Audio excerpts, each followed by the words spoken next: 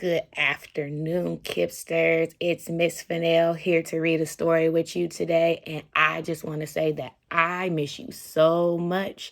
And I wanted to read a story for you today that was super special. I know that in this time we are facing a lot of difficult situations and things that are going on, but we know when things get hard, there is always someone that we can look to give us a helping hand, to be a listening ear, and just to give us some good advice. And that's why Miss Fennell wants to read The Kissing Hand today, because this raccoon named Chester in this story is facing a difficult situation.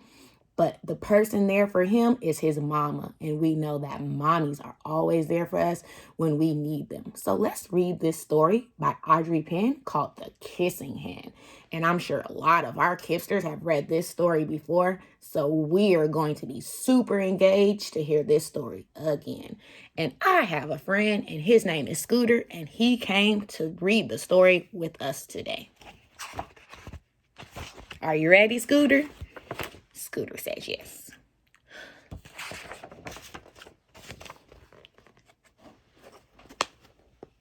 Chester Raccoon stood at the edge of the forest and cried. "I don't want to go to school," he told his mother. "I want to stay home with you. I want to play with my friends and play with my toys and read my books and swing on my swing. Please, may I stay home with you?" The way Chester is sounding, it sounds like he's kind of sad because he doesn't want to leave his mama. Mrs. Raccoon took Chester by the hand and nuzzled him on the ear. Nuzzled means she kind of kissed him or got really close. "Sometimes we all have to do things we don't want to do," she told him gently, "even if they seem strange and scary at first. But you will love school once you start." I'm sure some of you had the same feelings when you started school. You didn't want to, but after you got there, you loved it a lot. You'll make new friends and play with new toys.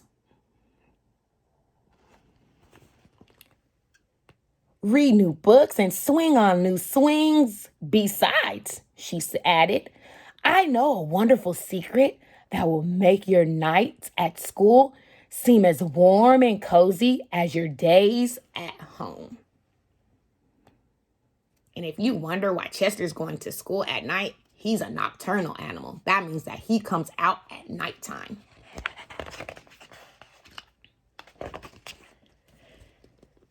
Chester wiped away his tears and looked interested. "A secret? What kind of secret?" "A very old secret," said Miss Raccoon. "I learned it from my mother, and she learned it from hers. It's called the kissing hand." "The kissing hand?" asked Chester. "What's that?" So Chester wants to know what Mama's getting ready to say. So does Miss Fennell. Let's listen. "I'll show you." Mrs. Raccoon took Chester's left hand and spread his tiny fingers into a fan. Leaning forward, she kissed Chester right in the middle of his palm. Chester felt his mother's kiss rush from his hand, up his arm, and into his heart. Even his silky black mask tingled with a special warmth. I know that's how I felt when my dad used to give me kisses. It made me feel all warm and fuzzy inside.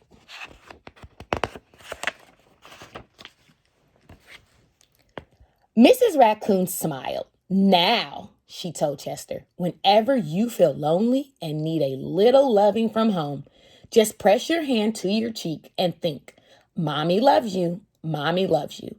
And that very kiss will jump on your face and fill you with toasty, warm thoughts."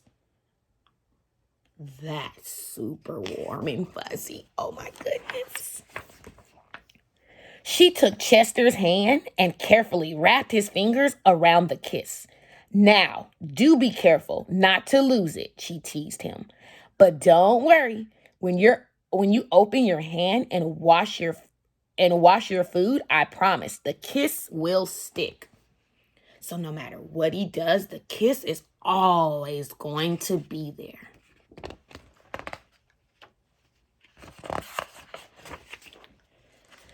Chester loved his kissing hand. Now he knew his mother's love would go with him everywhere he went, even to school. Say, go, go, Chester. That night, Chester stood in front of his school and looked thoughtful. Suddenly, he turned to his mother and grinned. "Give me your hand," he told her. What do you think Chester is going to do with his mommy's hand? Miss Fennell's going to use her schema and all the things she knows that has happened so far. And I'm going to make a guess. I bet we have the same thought. Watch this. I bet Chester is going to kiss his mom in the middle of her hand, just like she did him. What do you think? I don't know. Let's read to find out.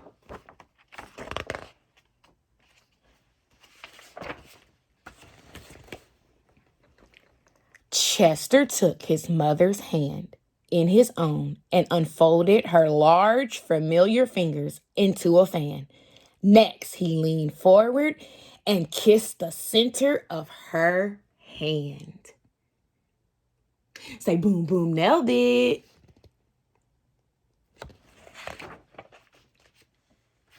Now you have a kissing hand too, he told her. And with his gentle goodbye and I love you, Chester turned and danced away. Now I don't think Chester is afraid to go to school anymore or sad about going to school because he knows he has his mommy's kissing hand. Mrs. Raccoon watched Chester scamper across a tree limb and enter school. As the hoot owl rang in the new school year, she passed her left hand to her cheek and smiled. The warmth of Chester's kiss filled her heart with special words. Chester loves you, it sang. Chester loves you.